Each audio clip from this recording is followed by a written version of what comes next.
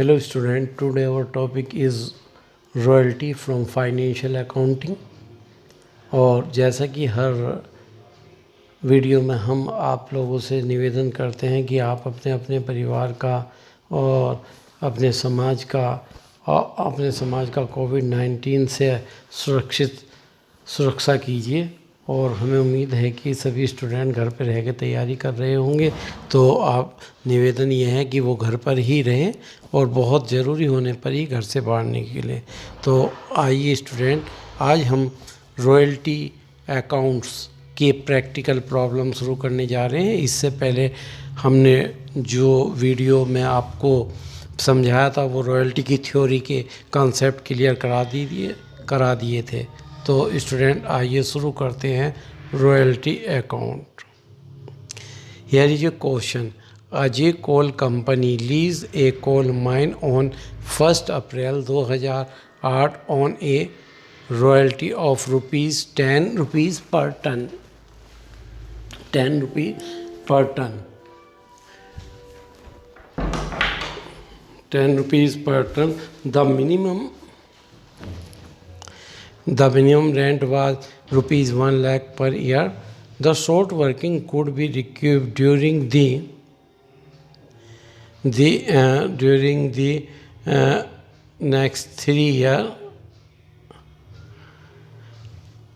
The production in turn was as under: year 31st March 2009, 10, 11, 12, 2013। और देख रहे हैं स्टूडेंट, यहाँ का प्रोडक्शन है फर्स्ट ईयर में 2000, फिर 4000, 11000, 10000 एंड 12000।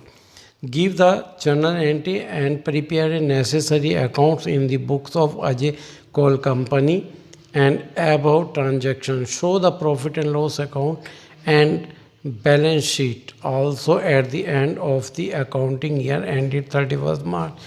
तो स्टूडेंट सबसे पहले हम शुरू करते हैं एनालिसिस टेबल। और एनालिसिस टेबल में आपके सामने यहाँ पर 1, 2, 3, 4, 5, 6, 7 कॉलम बनाए हुए हैं।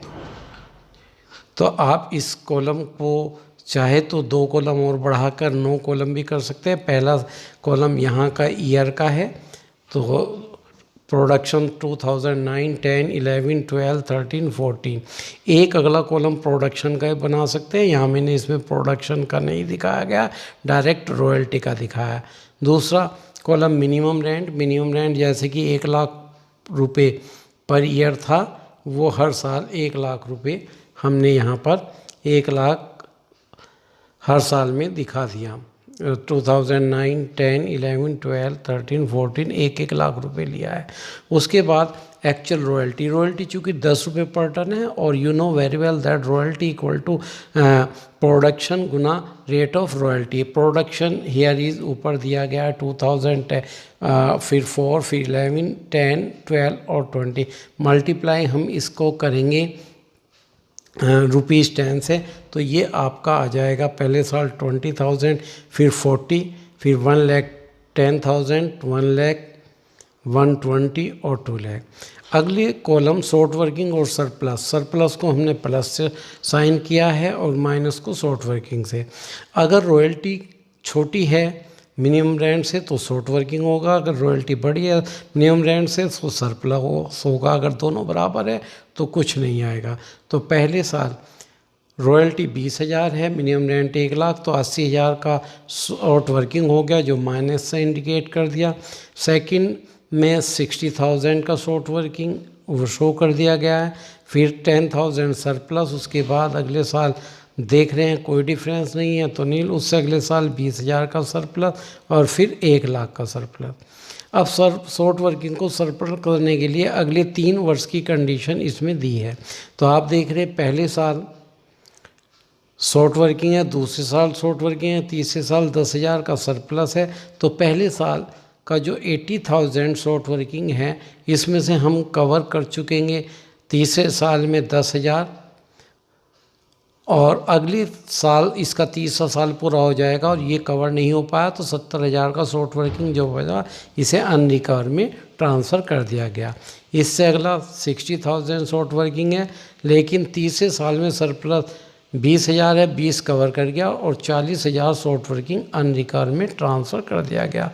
उसके अगले साल कोई शॉर्ट वर्किंग कवर करने के लिए नहीं है। पेमेंट, लास्ट कॉलम पेमेंट का है। जहाँ तक पेमेंट की बात करेंगे तो पेमेंट में अगर मिनिमम रेंट बढ़ा है तो मिनिमम रेंट का करेंगे, रॉयल्टी बढ़ी है तो रॉयल्टी में से रिकवर की रकम घटा के करेंगे। तो पहले साल तो आप देख रहे हैं मिनिमम रेंट 1 लाख बढ़ा है तो 1 लाख का पेमेंट हुआ। दूसरे साल भी 1 लाख बढ़े हैं तो इसका पेमेंट हुआ। तीसरे साल फिर आप देख रहे हैं 1,10,000 है, 10,000 शॉर्ट वर्किंग कवर करा तो 1,10 में से -10 करके 1 लाख का पेमेंट करा। चौथे साल में फिर 1 लाख का पेमेंट है। पाँचवें साल में 20 में से 20,000 शॉर्ट वर्किंग रिकवर घटा के 1 लाख का पेमेंट करा और आखिरी साल में 2 लाख का सरप्लस है। लेकिन शॉर्ट वर्क आखिरी साल में हमारी रॉयल्टी है 2 लाख और रॉयल्टी में से कोई भी शॉर्ट वर्किंग कवर की राशि नहीं घटाई गई है, जो कि नहीं है, तो अतः पूरे 2 लाख का पेमेंट किया गया। तो स्टूडेंट आप देख रहे हैं यहाँ पर ये एनालिसिस टेबल आपके सामने है और इस एनालिसिस टेबल में कोई प्रॉब्लम मैं समझता हूँ आपके सामने नहीं आई। अगर कोई प्रॉब्लम आई होगी तो इसको आप डिस्कस कर लेंगे। तो इस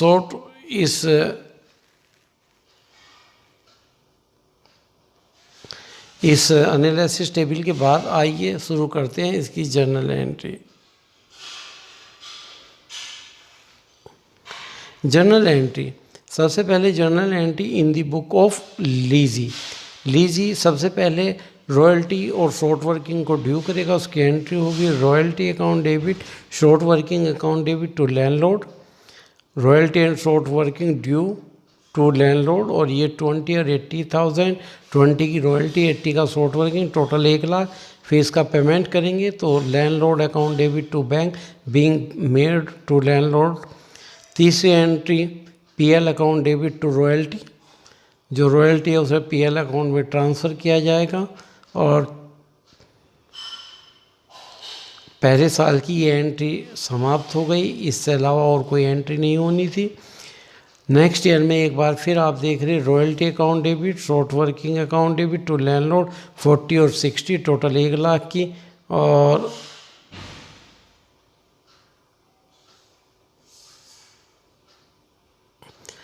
थर्ड एंट्री जो होगी 1 लाख की पेमेंट की, landlord account debit to bank being made to landlord, landlord का पेमेंट कवर करा। और फिर PL account debit to royalty, royalty account transfer to PL account. Next year तीसरे साल में आप देख रहे हैं कि रॉयल्टी बड़ी थी, शॉर्ट वर्किंग नहीं था, तो एंट्री होगी केवल royalty account debit to landlord, royalty due to landlord. और फिर पेमेंट होगा, लैंडलॉर्ड को डेबिट करेंगे 1,10 से, जगह टू बैंक 1 लाख गया और बाकी 10,000 का टू शॉर्ट वर्किंग कवर करा गया। और फिर रॉयल्टी को पीएल में ट्रांसफ़र किया गया, PL account debit to royalty. और अगले साल फिर नेक्स्ट ईयर एंट्री, चूँकि यहाँ रॉयल्टी 1 लाख थी तो royalty account debit to landlord being due to landlord. फिर next entry landlord debit to bank 1 lakh, PL account debit to royalty. यहाँ पर हमने पीएल अकाउंट में ट्रांसफ़र 1 लाख की रॉयल्टी और 70,000 रुपये का जो शॉर्ट वर्किंग अनरिकवर है ट्रांसफ़र कर दिया गया था पीएल में, उसे ट्रांसफ़र किया entry PL account debit to royalty to short working. Narration होगी royalty account and in recoverable short working transfer to PL account.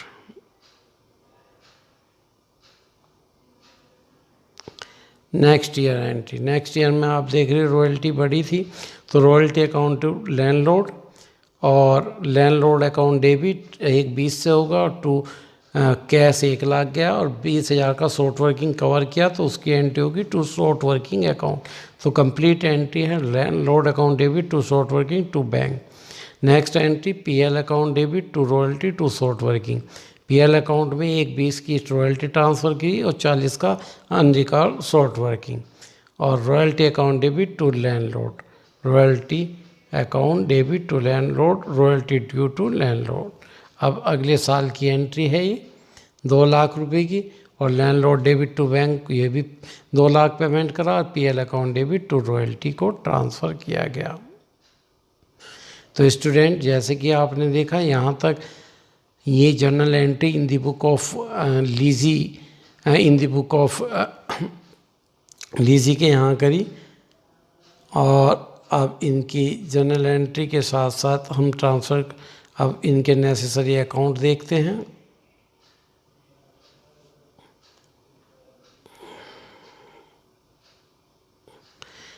पहला अकाउंट रॉयल्टी अकाउंट का बनाते हैं। तो जैसे कि हम जानते हैं, हमने एंट्री की थी royalty account debit to landlord, तो रॉयल्टी के डेबिट में टू लैंडलॉर्ड लिखा जाएगा, और फिर रॉयल्टी को पीएल में ट्रांसफ़र करा था, तो एंट्री की थी PL account debit to royalty.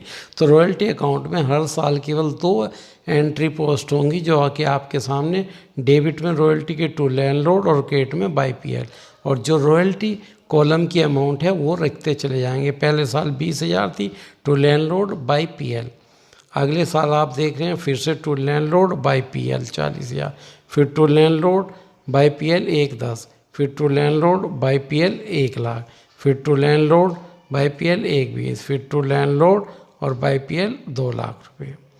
Next जो अकाउंट हम बनाने जा रहे हैं वो लैंडलॉर्ड अकाउंट। आप देख रहे थे पहली एंट्री हमने जो की थी royalty account debit short working account debit to landlord, तो इसीलिए लैंडलॉर्ड अकाउंट के क्रेडिट पक्ष में by royalty by short working 20,000 80,000। Second entry की थी लैंडलॉर्ड डेबिट टू बैंक, तो लैंडलॉर्ड डेबिट में टू बैंक, तो पोस्टिंग हो गई by royalty account by short working to bank 20,000 80,000 1,00,000। ध्यान रखिए स्टूडेंट, जब तक जर्नल एंट्री आपके माइंड में क्लियर होंगी तब तक ये अकाउंटिंग आराम से होती चली जाएगी। तो सेकेंड ईयर में भी by royalty by short working 40,000 60,000 और टू लैंडलॉर्ड को पेमेंट किया गया टू बैंक के आधार पर 1,00,000 रुपये। फिर तीसरे साल में बाय रॉयल्टी 1,10,000 थी और टू पेमेंट करा 1,00,000 डेबिट में और टू शॉर्ट वर्किंग 10,000। इससे अगले साल बाय रॉयल्टी 1,00,000 थी और पेमेंट भी टू बैंक 1,00,000 किया गया। नेक्स्ट ईयर बाय रॉयल्टी 1,20,000 थी, टू बैंक 1,00,000 किया गया, 20,000 का शॉर्ट वर्किंग लिया गया। और फाइनल लास्ट ईयर में बाय रॉयल्टी 2,00,000 और टू बैंक 2,00,000। और इसके बाद एक बहुत महत्वपूर्ण अकाउंट है शॉर्ट वर्किंग। तो आप देखिए हमने एंट्री जो की थी royalty account debit short working to landlord, तो शॉर्ट वर्किंग के डेबिट में टू लैंडलॉर्ड, और पहले साल शॉर्ट वर्किंग का कवर अनरिकवर नहीं हो पाया तो टू लैंडलॉर्ड डेबिट में और बाय बैलेंस सीडी ये कर दिया। अगले साल बैलेंस उतारा 80 और इस साल फिर से to short working 60,000 to landlord के नाम से लिखा, टोटल 140 हो गया। तो 140 का आप बैलेंस देख रहे हैं। तीसरे साल में बैलेंस बीडी आ गया 140 और तीसरे साल में कवर किया गया था बाय लैंडलॉर्ड से 10,000, बाय बैलेंस 130 बचा, इस बार 130 लिखा और 130 लिख के इस साल कोई कवर नहीं हुआ था, लेकिन बाई अनरिकवर में शॉर्ट वर्किंग जो अनरिकवर में पहुँचाया था वो 70,000 था, वो बाई पीएल अकाउंट के नाम से लिखा, बैलेंस 60 आ गया। 60 के बैलेंस में अगले साल कवर किया था लैंडलॉर्ड से 20,000 और 40 अनरिकवर में चला गया था, जिसे बाई पीएल अकाउंट के नाम से लिखा जाएगा। ध्यान रखिए स्टूडेंट, यदि कोई भी पोस्टिंग आपको कोई भी लेज़र करते समय प्रॉब्लम आ रही है तो आपको केवल एक बात ध्यान रखनी है कि उसकी जर्नल एंट्री क्या थी। जब जर्नल एंट्री माइंड में हो जाएगी तो आपकी कोई भी पोस्टिंग गलत नहीं होने जा रही। लेकिन अगर किसी कारण से आप केवल इसे रटने के बेस पे करेंगे तो ये नहीं हो सकता।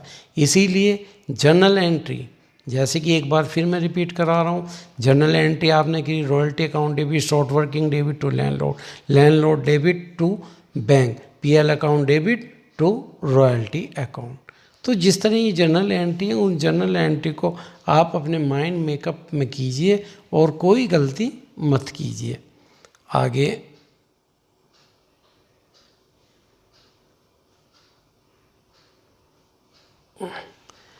और नेक्स्ट अकाउंट है प्रॉफिट एंड लॉस अकाउंट, और आप देख रहे प्रॉफिट एंड लॉस अकाउंट में दो ही अमाउंट हमने ट्रांसफ़र की, एक रॉयल्टी जो कि हर वर्ष की गई, और जिस साल शॉर्ट वर्किंग अनरिकवर हो गया उसे पीएल से ट्रांसफ़र किया गया।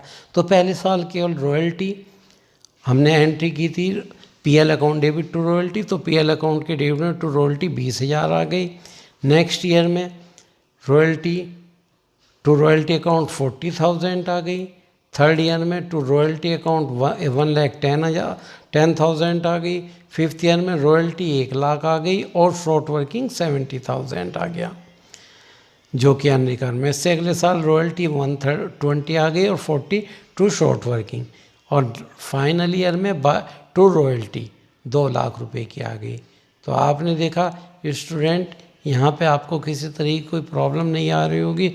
और आखिरी में पूछा गया था कि बैलेंस शीट में क्या कैसे शो करेंगे, तो बैलेंस शीट में आप केवल शॉर्ट वर्किंग को शो करेंगे। पहले साल जो शॉर्ट वर्किंग था,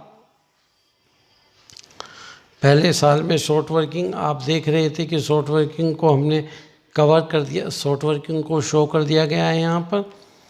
शॉर्ट वर्किंग 2009, 2010, 2011, 12 जब शॉर्ट वर्किंग जो रहा वो हमने इसमें शो कर दिया गया, और इससे ज़्यादा बैलेंस शीट में और कोई अमाउंट यहाँ पर शो नहीं करी जानी है। तो स्टूडेंट, जहाँ अब मैं समझता हूँ कि आप लोगों की ये समझ में टॉपिक आ गया होगा। अगर इसमें कोई भी प्रॉब्लम आ रही है तो मेरे से डिस्कस कीजिए, और जर्नल एंट्री को माइंड में रख करके आप पोस्टिंग कीजिए, खाते बनाते जाइए। केवल खातों को अगर रटेंगे तो ये समझ में नहीं आने वाले।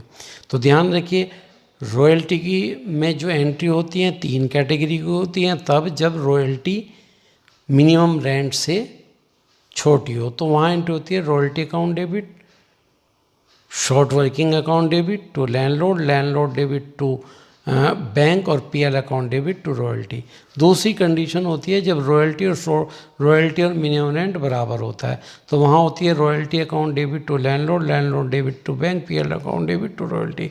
और एक तब होती है जब रॉयल्टी बड़ी होती है और शॉर्ट वर्किंग कवर होता है, तो वहाँ होती है royalty account debit to landlord, landlord account debit to पहली एंट्री होती है royalty account debit to landlord, दूसरी होती है landlord debit to cash to short working recover, और PL account debit to royalty और टू शॉर्ट वर्किंग अनरिकवर अगर कोई है तो स्टूडेंट, ये थी जर्नल एंट्री और खाते जो कि रॉयल्टी से संबंधित हमने आपको समझाए। अब अगर इसमें कोई प्रॉब्लम रहती है तो आप हमारे से इसमें हमारे मोबाइल नंबर पे, व्हाट्सएप नंबर पे या ईमेल आईडी पे मेरे से क्वेश्चन डिस्कस करते हैं। मेरी ईमेल आईडी जैसे कि मैंने पहले ही बताया था dravsharma@gmail.com। एक बार फिर dravsharma@gmail.com। तो स्टूडेंट तैयारी कीजिए। Okay, thank you.